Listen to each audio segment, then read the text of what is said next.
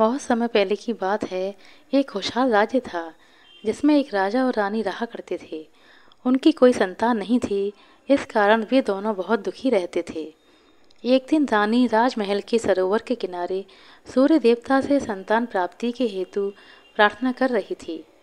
तभी सूर्य की एक चमकीली किरण वहां पड़े एक पत्थर पर पड़ी और वह पत्थर एक मेंढक में बदल गया।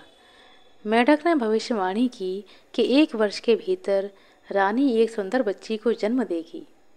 मेंढक की भविष्यवाणी सच साबित हुई और 1 वर्ष के भीतर रानी ने एक बच्ची को जन्म दिया। वह बच्ची बहुत ही सुंदर थी। उसके मुख पर सूर्य के किरणों के समान चमक थी। रानी राजा छोटी सी राजकुमारी को देखकर खुशी से झूम उठे। राजकुमारी के जन्म की खुशी में राजमहल में एक बड़े भोज का आयोजन किया गया, जिसमें राज्य की संपूर्ण प्रजा आमंत्रित थी। सुनहरे वन में रहने वाली परियों को भी उसमें आमंत्रित किया गया था। सुनहरे वन में 13 परियां रहा करती थीं, लेकिन राजा रानी से एक गलती हो गई। उन्होंने सिर्फ 12 परियों को ही आमंत्रित किया। 13वीं परी को आमंत्रित करना भूल गए। राजभोज बहुत धूमधाम से संपन्न हुआ। उपस्थित लोगों ने राजकुमारी को ढेरों उपहार और आशीर्वाद दिए। जब परियों की बारी आई तो उन्होंने जादू से न सिर्फ राजकुमारी को अनमोल उपहार दिए, बल्कि कई जादुई आशीर्वाद भी दिए। किसी ने बुद्धिमत्ता का, किसी ने सुंदरता का, किसी ने दयालुता का, तो किसी ने धन धान्य का आशीर्वाद दिया। यह सिलसिला 11वीं परी तक चलता रहा। अंत में जब 12वीं परी की बारी आई तो उसके आशीर्वाद देने से पहले ही 13वीं परी वहां आ गई। 13वीं परी राजा रानी के द्वारा आमंत्रित न किए जाने पर बहुत क्रोधित थी। अपने इस अपमान का बदला लेने के लिए उसने राजकुमारी को श्राप दिया। 16वें जन्मदिन पर राजकुमारी की उंगली में एक सुई चुभेगी और वो मर जाएगी। इसके बाद बिना एक शब्द कहे वह वहां से चली गई। 13वीं परी के इस श्राप को सुनकर राजा रानी दुखी हो गए। दोनों ने परियों से इसे समाप्त करने का निवेदन किया, लेकिन परियों ने उन्हें बताया कि दिया हुआ श्राप पूर्णतः समाप्त कभी नहीं किया जा सकता। ये सुनकर राजा रानी बहुत ज़्यादा दुखी हो गए। तब 12वीं परी की बारी आई। उसका आशीर्वाद देना भी बाकी था। उसने राजा से कहा, ये सत्य है कि 13वीं परी के श्राप को मैं समाप्त नहीं कर सकती, लेकिन अपने आशीर्वाद से उसे कम अवश्य कर सकती हूँ। उसने राजकुमारी को आशीर्वाद दिया कि 16वें जन्मदिन पर वह सुई चुभने से मरेगी नहीं, बल्कि 100 वर्षों के लिए एक गहरी नींद में सो जाएगी। राजा ने 12वीं परी को धन्यवाद दिया, लेकिन रानी अभी भी उदास थी।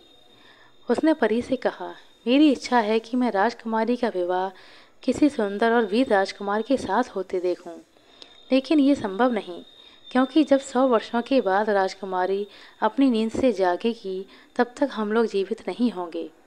रानी की बात सुनकर 12वीं परी ने कहा, राजकुमारी के सोने के कुछ देर के बाद राजा रानी सहित राज्य की सारी प्रजा और पशु पक्षी भी सो जाएंगे, और वे तब तक सोते रहेंगे जब तक राजकुमारी सोती रहेगी। राजकुमारी की नींद तभी खुलेगी जब एक सुंदर सच्चा प्रेम करने वाला राजकुमार उसे चूम लेगा। इसके बाद सभी परियां वहां से चली गईं।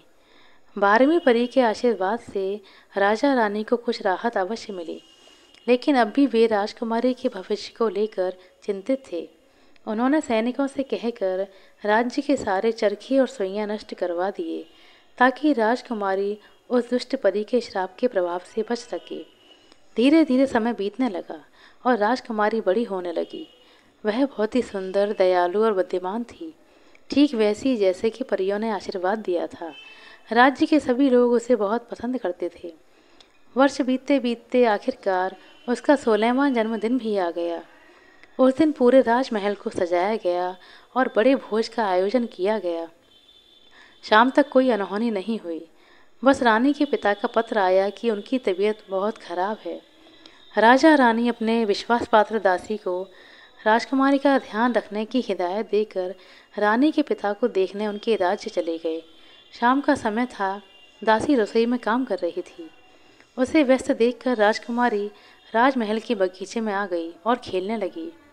खेलते खेलते उसकी दृष्टि एक फूल पर बैठी हुई बहुत ही सुंदर सुनहरी तितली पर पड़ी।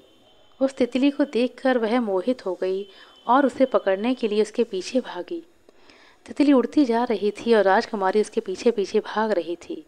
अंत में वह तितली एक पुरानी ऊंची मीनार में जाकर घुस गई।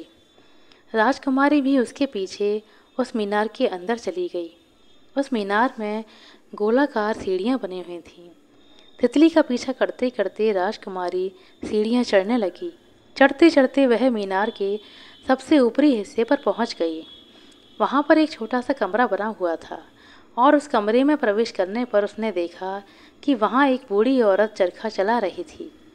राजकुमारी ने अपने जीवन में कभी चरखा नहीं देखा था। उसने जिज्ञासावश बूढ़ी औरत से कहा, ये तुम क्या कर रही हो? मैं चरखे पर सूत कात रही हूँ, बूढ़ी औरत ने उत्तर दिया। वह बूढ़ी औरत कोई और नहीं बल्कि दुष्ट परी थी। उसने राजकुमारी को चरखा चलाने के लिए उकसाया। राजकुमारी ने उत्सुकतावश उसकी बात मान ली, लेकिन जैसे ही उसने चरखा चलाया, एक नुकीली सुई उसकी उंगली में आ घुसी और वह वहीं गिर पड़ी और गहरी नींद में सो गई। उधर जब राजा रानी राजमहल वापस लौटे तो उन्होंने दासी से राजकुमारी के बारे में पूछा। दासी कोई उत्तर नहीं दे पाई। राजा ने सभी सैनिकों को राजकुमारी को खोजने का आदेश दिया। वे स्वयं भी उसे खोजने लगे। पूरे महल की छानबीन की गई, लेकिन राजकुमारी कहीं नहीं मिली।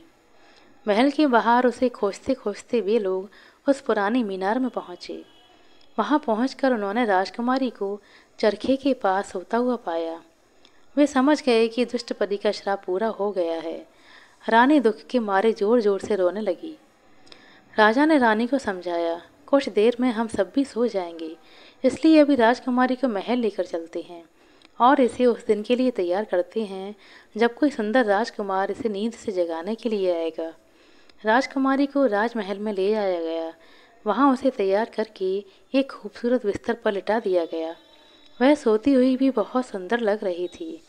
कुछ देर के बाद राजा रानी, दरबारी, सैनिक और राज्य की संपूर्ण प्रजा, पशु पक्षी जहाँ थे वहीं सो गए। उनके सोने के बाद घनघोर काले बादल राज्य के ऊपर छा गए और पूरा राज्य अंधेरे में डूब गया। राज्य के चारों ओर घनी और कटीली जंगली झाड़ियाँ उग आईं और वह राज्य उन झाड़ियों के बीच में छुप गया। समय बीतता गया और कटीली झाड़ियों के पीछे छिपा राज्य अतीत का हिस्सा बन गया। लेकिन उस सोए हुए राज्य और सुंदर राजकुमारी की कहानियाँ दूर दूर के प्रदेशों में प्रसिद्ध थीं। कई राजकुमार राजकुमारी को पाने की आशा में उस सोए हुए राज्य को ढूंढते जाते, लेकिन उन कटीली मजबूत झाड़ियों को पार करने में सफल नहीं हो पाते। अपने इसी प्रयास में कई राजकुमार कटीली झाड़ियों में फंसकर मर गए। धीरे धीरे राजकुमारों ने मौत के डर से वहां आना बंद कर दिया। कुछ वर्षों के बाद एक दिन एक राजकुमार ने जब सोती हुई राजकुमारी की कहानी सुनी तो मन ही मन उसके मन में उसके लिए प्रेम जाग उठा। उसने उस राज्य का पता लगाने का निश्चय किया। वह राजकुमारी को नींद से जगाना चाहता था और उस राज्य की खुशहाली फिर से वापस लाना चाहता था। जब राजकुमार के पिता को यह बात पता लगी तो उन्होंने वहां जाने के खतरे को देखते हुए अपनी बेटी को रोकने का प्रयास किया, लेकिन वह नहीं माना और उस राज्य को ढूंढने के लिए निकल पड़ा। कई दिनों की यात्रा के बाद वह उस राज्य के सामने पहुंचा। उस दिन राजकुमारी को सोए हुए 100 वर्ष पूर्ण हो चुके थे। राजकुमार ने राज्य के चारों ओर कटीली झाड़ियों का जाल देखा, लेकिन वह बहादुर था। उसने तलवार से सारी झाड़ियां काट दी और राज्य में प्रवेश का रास्ता बना लिया। वह राज्य के अंदर पहुंचा। वहां उसने देखा कि जो जहां है वहीं सोया पड़ा है। राजमहल के द्वार पर उसने दरबानों को सोते हुए पाया। महल के अंदर राज दरबार में पहुंचने पर उसने राजा, रानी और दरबारियों को सोते हुए पाया। वह महल में घूमता रहा और अंत में उस कमरे में पहुंचा जहां राजकुमारी सोई हुई थी। जब राजकुमार ने राजकुमारी को देखा तो बस देखता ही रह गया। उसके मन में उसके बारे में सुनकर जो प्रेम का बीज फूटा था वह और ज़्यादा गहरा हो गया। उसने राजकुमारी के पास जाकर उसका हाथ अपने हाथों में लिया और उसे चूम लिया। उसके ऐसा करते ही दुष्ट परी का श्राप टूट गया और राजकुमारी नींद से बाहर आ गई। उसने अपनी आंखें खोली तो एक सुंदर राजकुमार को अपने सामने पाया। वह समझ गई कि यही वह सच्चा प्रेम करने वाला राजकुमार है। राजकुमार ने राजकुमारी के समक्ष विवाह का प्रस्ताव रखा, जिसे उसने सहर्ष से स्वीकार कर लिया। दोनों कमरे से बाहर निकलकर राज दरबार में पहुंचे। वहां उन्होंने देखा कि राजा रानी और सभी दरबारी नींद से जाग चुके थे।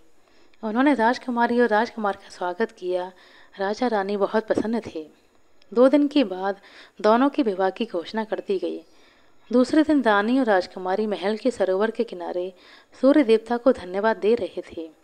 तभी अचानक सूर्य से एक आग का गोला निकला और दूर जंगल में बनी एक झोपड़ी पर जा गिरा। उसमें दुष्ट परी रहती थी। झोपड़ी के साथ वह दुष्ट परी भी उसमें जलकर मर गई। फिर उस आग में से वह एक सुनहरी तितली निकली और वह रानी और राजकुमारी के पास पहुंची। वहां वह सरोवर किनारे रखे एक पत्थर पर बैठ गई और वो पत्थर एक मेंढक में बदल गया।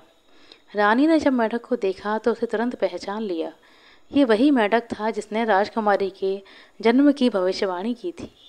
उस मेंढक ने राजकुमारी को हमेशा खुश रहने का आशीर्वाद दिया और गायब हो गया। 2 दिनों के बाद राजकुमारी और राजकुमार का विवाह हो गया और वे खुशी खुशी रहने लगी। आशा करते हैं दोस्तों आपको हमारे द्वारा सुनाई गई है कहानी अच्छी लगी होगी। कहानी पसंद आई हो तो कृपया लाइक कर दें, शेयर कर दें। चैनल पर नए हैं तो सब्सक्राइब कर लें। अपना कीमती समय देने के लिए बहुत बहुत धन्यवाद। मिलते हैं अगली वीडियो में, तब तक के लिए नमस्कार।